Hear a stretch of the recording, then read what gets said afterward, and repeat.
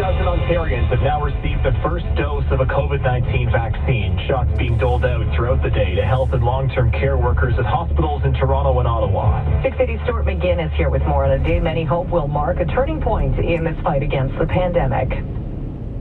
5 frontline workers from a Toronto long-term care home were the first to roll up their sleeves and take Pfizer's COVID-19 vaccine, marking this historic moment in Canada's pandemic fight. Cecile Lasco has been a PSW for 20 years. I'm surprised to be the first personal support workers to take this vaccine.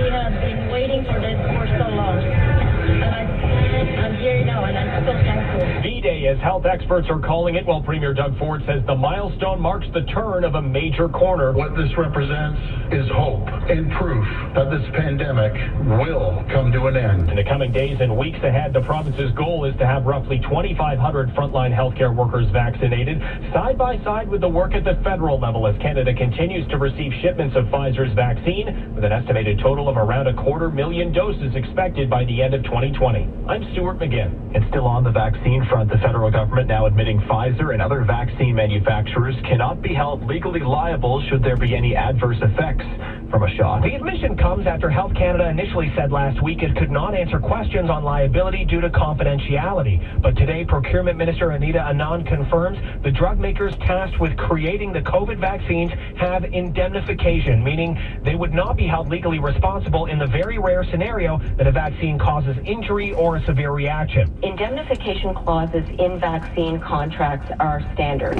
All countries, generally speaking, are faced with the issue. She says Health Canada would not approve an unsafe vaccine, and the government is so confident in that it set up a vaccine compensation fund to provide financial support if someone does actually suffer a serious side effect. The government also announcing $485 million in foreign aid to help provide COVID treatments to developing countries.